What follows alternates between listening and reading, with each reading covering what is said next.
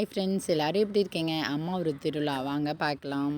இது 3 நாள் நடக்கும். ஞாயிறு, திங்கள், செவ்வாய், ஞாயிற்றுக்கிழமை தான் ஹஸ்பண்ட் வந்து பஸ் ஸ்டாண்டில் ட்ராப் பண்ணிட்டாங்க. எங்கள் ஊருக்கு இருக்கிறது இந்த ஒரு பஸ் தான். அந்த ஒரு பஸ்ஸுமே 3 மைல் தூரத்தில் இறக்கி விட்ருவாங்க. அப்போ தான் வந்து பிக்கப் பண்ணுவாங்க. அன்றைக்கின்னு பார்த்து ரொம்ப க்ரௌடு.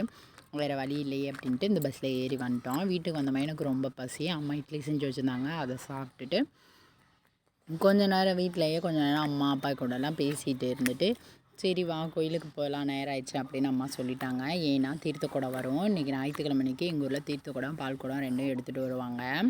அதெல்லாம் பார்க்குறதுக்கு எல்லாருமே போகிறாங்க. அவங்களும் 1.5 மைல்லேருந்து நடந்து வருவாங்க. இந்த தடவை ட்ரம் செட் வைக்கல, ஆட்டோவில் ஸ்பீக்கர் வச்சுருந்தாங்க. அந்த ஸ்பீக்கர் எஃபெக்ட்டுக்கு அதுக்கும் நிறையா பேத்துக்கு சாமி வந்துருச்சு.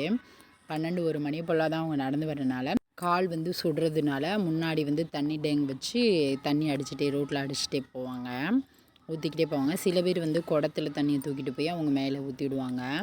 கொஞ்சம் ஹீட்டு குறைஞ்சிரும் அப்படின்றதுக்காக அது மாதிரி ஊற்றிட்டு வருவாங்க. இல்லாட்டி அவங்களால நடக்க முடியாது இல்லையா.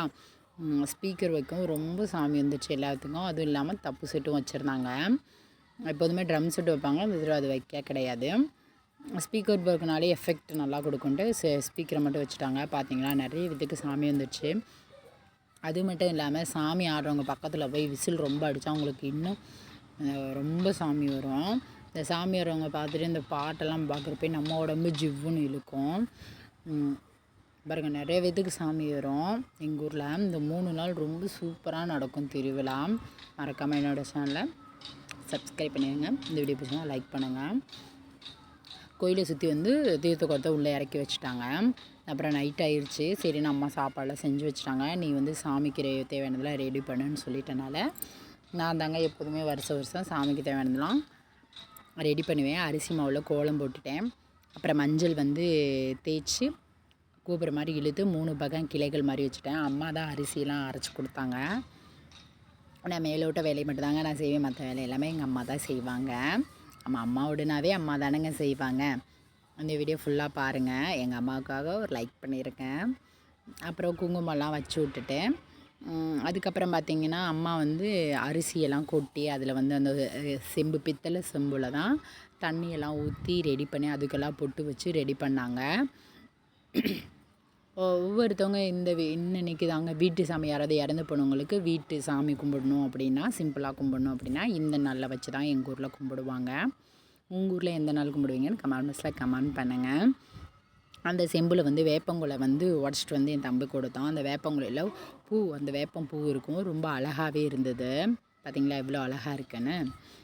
அதையும் அம்மா வச்சுட்டாங்க. வச்சதுக்கப்புறம் என் தம்பி வந்து விளக்குக்கு எண்ணெய் ஊற்றி தீ போட்டான். எங்கள் வீட்டில் ஆளுக்கு ஒவ்வொரு வேலை செய்வோங்க. இதுதான் நீ செய்யணும், அதுதான் நான் செய்யணும்லாம் இல்லை.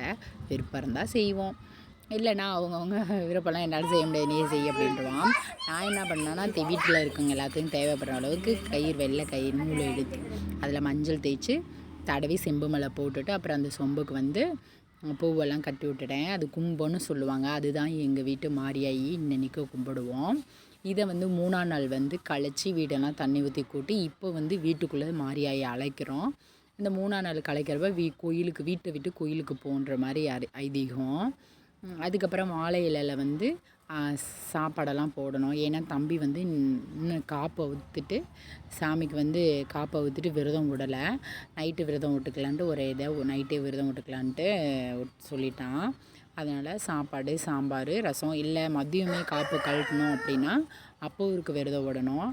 இன்றைக்கி வந்து இந்த தடவை நேரத்தில் நைட்டே கழட்டிக்கலான்னு சொல்லிட்டாங்க கோயிலில். அதனால் ஒரு வேளையாக ஒரு சாப்பாடு செஞ்சாக்கில் விட்டோம். இல்லாட்டி 2 வேளையும் செஞ்சுட்ருக்கணும் சூடாக.